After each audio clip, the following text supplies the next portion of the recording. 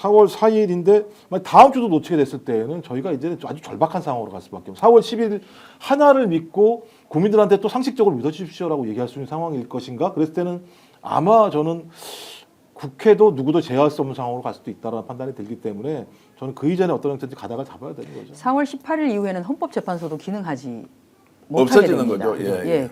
뭐 기능이 작동이 네네. 안 되는 거죠. 그때 두 분이 퇴임하시고 나면 마은혁 재판관이 임명되지 않은 상태라고 하면 6명으로 운영되는 것이기 때문에 지난번에 헌법재판소가 뭐 규칙을 개정해서 심의는 할 수 있도록은 되어 있습니다만 결정 자체를 아무것도 할 수가 없습니다.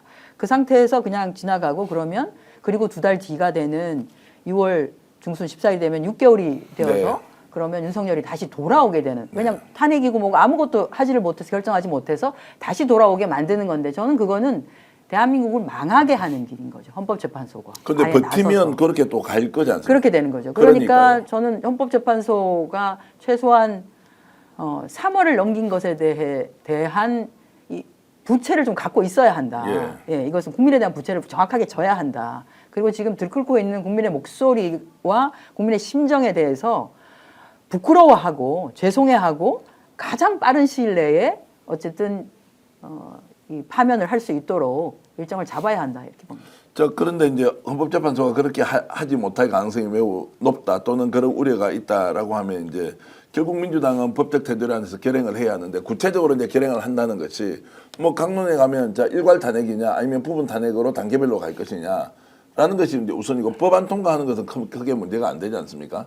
법안은 통과를 시킨다고 하더라도 예. 또 거부권이 행사되면 그러니까 거부권 행사가 네. 되기 때문에 그 전에 탄핵을 시켜버려서 15일 지나면 자동으로 법안이 발효되도록 이제 하는 이제 조치가 있으니 이것은 이미 이제 컨틴전시 플랜 그렇죠. 비상 그건 이제 계획으로 이제 가야 컨틴전시 돼. 플랜으로 이렇게 가는 것이고 한쪽으로는 저희가 어쨌든 헌법재판소를 완벽한 완벽체로 예. 9명. 부인으로 완성체로. 예, 만드는 것이 필요하다. 왜냐하면 제가 보니까 이제 국민들이 불안해 하시는 게 헌재가 뭔가 교착 상태가 빠져 있는 거 아니냐. 예. 그 안에서.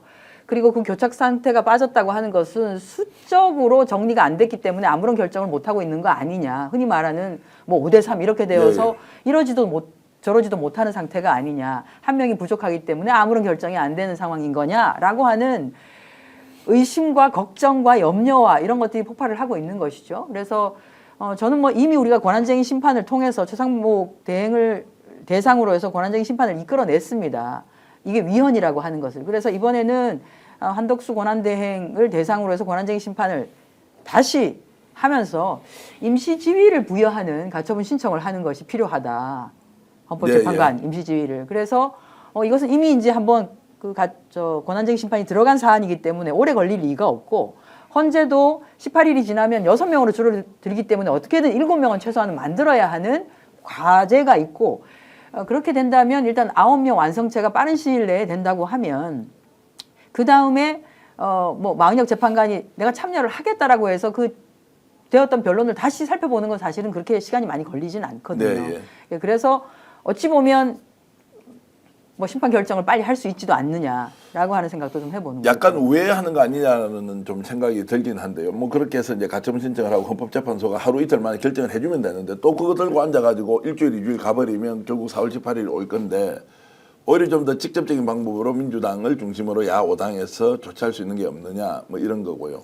당장 오늘 이제 정기국회가 지금 다음 주 월, 화, 수, 목 이렇게 지금 아직 일정 공고도 되지 않았죠. 네, 되진 않았습니다만 아마 이제 뭐 원내 대표하고 해서 네. 국회의장께 지금 저희가 계속 얘기하는 게 본회의를 좀 빨리 열어 주십사는 그래야 얘기를 지금 하고 법안 있습니다. 통과든 뭐 탄핵이든 시킬 텐데. 본회의를 그래서 긴급하게 본회의 일자를 잡게 될 것 같습니다. 우원식 국회의장 뭐 개인적으로도 잘 아시지 않습니까? 네, 자 네. 어저께 이제 마지막으로 통첩을 하긴 했습니다. 맞습니다. 매우 뭐 품격 있게 통첩을 했는데 지금 이 시점에서 국회의장의 역할도 매우 중요할 것이다. 이거 어떻게 지금 가져갈 것인지에 대해서 본인이 결단을 좀 내릴 수 있겠느냐라는 질문을 드리면 어떻습니까?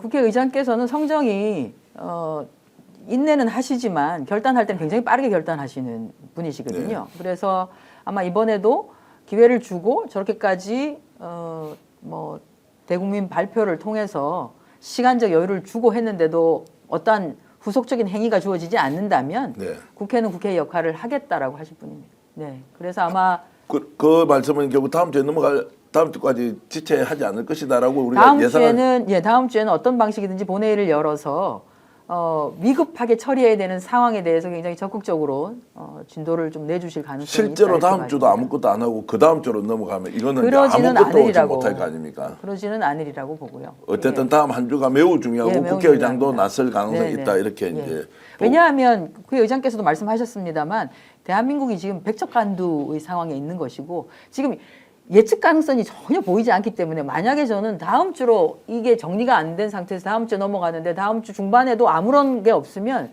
아마 시장 상황이 굉장히 나빠질 네. 겁니다. 주식시장부터 시작해가지고 오늘부터도 상황이 예, 매우 안 상황이 좋아졌습니다. 오늘 지금 이 발표가 선거기일이 지정이 안 되는 상황이 되면 그때부터 굉장히 시장이 안 좋아질 거고 환율을 비롯해서 여러 가지 상황이 굉장히 나쁘게 진행이 될 겁니다. 근데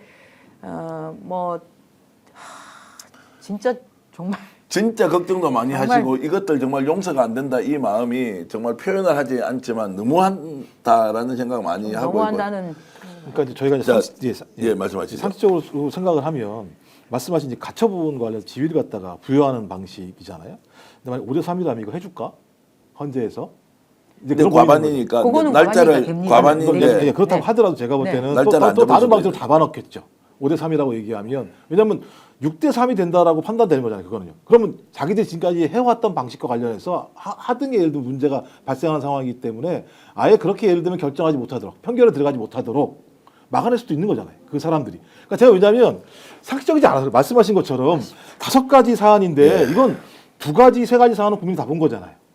말씀하신 것처럼 국회를 봉쇄하고 선관위에 침탈을 했다라고 하는 걸 눈으로 다 본 것이고 자기들끼리도 이미 그 내란 집단끼리 위헌이라고 다 진술한 내용들이 있는데도 불구하고 헌재가 이 말도 안 되는 판단을 아직까지 유보하고 있다라고 하는 건 적어도 소위 3명 정도의 사람이 이거 추정입니다만 확실한 건 아닙니다만 끝까지 버팅기고 있는 것이고 편결에 못 들어가게 지금 만드는 거라면 여기도 편결에 못 들어가게 하는데 말씀하신 것처럼 6대 3을 만드는 가처분 문제와 관련한 권한쟁의 관련해서도 이걸 할 수 있게 할 것인가? 그러니까 저희가 왜 그러냐면 상식적으로 판단하면 도대체가 해석이 안 되는 사태가 벌어지니까 이제 그런 고민들을 하는 거거든요. 자 지금 댓글로는 우리 시청자분들이요. 헌재 포기하자. 헌재 믿고 있으면 절대 안 된다. 이걸 왜 맨날 며칠 동안 똑같은 이야기 매주 금요일 뭐 다 거짓말쟁이가 되고 말았는데 헌법이라는 그 헌법재판소를 배제하자라고 하는 민심은 충분히 이해합니다만 저는 이제 제가 사선이시죠. 헌법재판소가 가장 마지막 보루이거든요. 예. 사실 헌법재판소가 아닌 다른 방법을 통해서 윤석열 탄핵, 윤석열 파면을 해낼 수 있으면 저희가 헌법재판소를 이렇게 쳐다보고 있을 이유가 없는 것이죠. 그래서 어떤 방식이든지 헌재를 압박을 해야 되는 것이고 빨리 결정을 하게끔, 빨리 선고일을 지정하게끔 해야 된다는데 동의를 하고 움직이고 있는 거고 그게 잘 진행이 되고 있지 않으니까 그러면 내부적으로 어떤 교착 상태, 이게 사실관계는 잘 모르는 상태에서 우리가 지금 생각하고 있는 거 아니겠습니까? 예. 실질적으로는 뭔지는 잘 모르는 상태에서 이렇게 단순한 것이 상식적으로 보면 끝이 나도 한참 전에 끝이 났어야 될 것 같은데 이렇게 오래 걸릴 일이 아닌데라는 생각을 하면서 그러면 내부적으로 뭔가가 엉켜 있나 보다. 그런데 이게 엉켜 있는데 그러면 숫자로 이게 엉켜서 결정이 안 되나 보다. 그러려고 하니 그러면 최소한 완성체는 만들어야 되는 거 아니냐. 네. 그래서 우리가 계속 마은영을 임명하라고 했는데 끝까지 최상목 대행이 버텼습니다. 그렇게 하고 한덕수 권한대행이 다시 돌아온 상태이고 그래서 한덕수를 대상으로 다시 한번 하자라고 하는 것도 지금 어쨌든 나와 있는 상태이긴 한 거죠. 네. 자, 어쨌든 제3자가 되어서 누군가 당위적으로 해야 한다는 이야기를 할 때마다 댓글로는 비판이 쏟아지고 있죠. 제 역할을 자기 자리에서 하라는 여러분들 말씀 틀린 게 하나도 없습니다. 그러나 현실은 혼자서 모든 것을 결단하고 행동하고 책임질 수 없기 때문에 정치가 더욱더 어렵다는 점도 여러분들 마음을 몰라서가 아니라 여러분들 마음을 잘 알지만 할 수 없는 현실 이런 게 이제 있다는 말씀이고요. 혹시 제가 좀 도발적으로 질문 하나 드리면 기왕에 이렇게 된 거 윤석열 정권 탄핵 이제 윤석열 탄핵과 관련돼서 이재명 민주당 대표가 정치적 명운을 걸고 누가 보더라도 대통령이 될 사람이에요. 국민들에게 호소하면서 이 문제 이렇게 내가 정리하겠습니다라고 해서 정말로 국민들한테 뭔가 선언을 하면서 이거 정리하자라고 하는 방법은 없을까요? 이재명 대표께서 여러 가지를 고민하고 계시겠죠. 예. 여러 가지 상황을. 근데 만에 하나 4월 18일 날 이렇게 넘어가 버리면 국가적 혼란, 뭐 경제의 폭망, 실제로 대한민국 코가 아예 그냥 이제 망해버릴 것이다라고 하는 것을 다 예상하고 있는 것인데, 그런데도 헌법재판소에만 의존해서 무엇을 가보자라고 하는 것이라면 우리가 민주화운동을 했던 이제 김대중 대통령 이런 분들이 선택했던 정책 결단이 필요한 시점이 온 거 아니냐. 오히려 이것은 정치인들로 보면 위기를 기회로 만들어내는 이제 이런 또 일종의 리더로서의 뭐 이런 걸 보여줄 수는 있는 거 아니냐. 뭐 다 겁이 나고 걱정이 되겠지만 그렇게라도 과감하게 돌파하면 국민들이 압도적으로 지지를 할 것 같다는 느낌은 드는데요. 정치 오래 하시면 그런 거 좀 판단하기 어렵습니까? 제가 당대표의 마음 속에는 안 들어가 네. 봤지만 지금 가장 많은 고민과 걱정을 하고 계시는 분이 이재명 대표이신 예, 거고요. 그리고 의원님들이 생각하는 여러 가지 방식을 의원들 간에도 소통을 하지만 당대표에게도 다들 전달을 하고 있기 때문에 당의 의원들이 생각하는 것은 사실은 저희도 뭐 일반 국민들이 저희에게 주는 속 터져서 못 살겠다, 뭐 언제까지 기다리라는 거냐 이런 거를 포함한 얘기들을 지금 당장 그냥 다 갈아엎고 뭐를 해라라는 예. 그것까지가 다 저희한테 들어오거든요. 그래서 그런 민심들을 대표께서 모르시지는 않으실 거고, 다만 지금 당장은 이제 산불 상황이 너무나 뭐 중차대해서 일단은 거기를 좀 현장을 보시고 책임지고 또 거기를 지원할 수 있는 방법에 대해서 고민을 좀 하고 계시니까 그게 정리가 되는 오늘 오후부터 해서 이번 주말 정도에는 대표께서도 여러 가지 사항들을 놓고 좀 고민을 하시지 않을까 생각합니다. 자, 군마사님께서는 윤석열 돌아오면 민주당 국회의원 다 죽일 거다. 그런 상황 생각해 보세요. 행정부를 다 날려버려. 나라 안 망한다. 구재덕님. 그리고 최후의 보루가 무너졌는데 이제 어쩔 것인지를 말해라라고 이제 바이올렛님, 윤 선생님이시군요. 이렇게 글 주셨고요. 아무 대안도 없는데 왜 이렇게 토론하고 있느냐라고 또 착한 사람님께서는 글 주셨는데 뭐 여러분들 마음 충분히 잘 알겠습니다. 그런데 어떻게든 기다리라고 여러분들께 드리는 건 아니고요. 참 이제 수단이 없다. 권력을 그리고 권한을 갖지 않은 사람들이 국회에서 다수당을 차지한다 하더라도 선택할 수 있는 게 그렇게 많지 않다. 권력을 갖는 것이 국민들로부터 신임을 받고 국정 운영의 책임자가 되는 것이 얼마나 중요한지를 다시 한 번 더 느끼는 순간이고요. 지금 천몇백 분이 이렇게 들어와서 보니님, 신뭉치님, 에스텔님, 안한기님, 그리고 희망의 나라님, 추추추님 여러분들 이렇게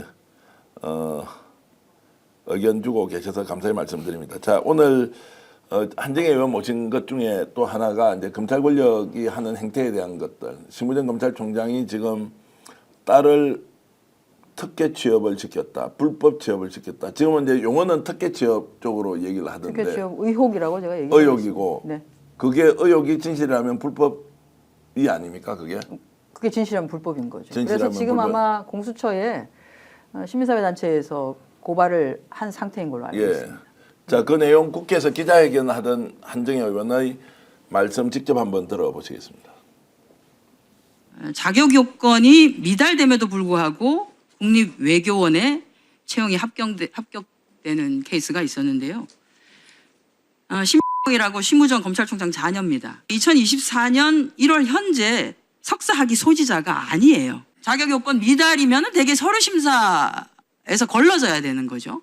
그런데도 통과가 됩니다. 해당되는 그 당사자가 현직 검찰총장의 자녀이기에 가능한 거 아니겠냐. 그리고 그 관련한 조력자로서 외교부와 국립외교원이 역할을 했다라고 하는 것에 대한 분개.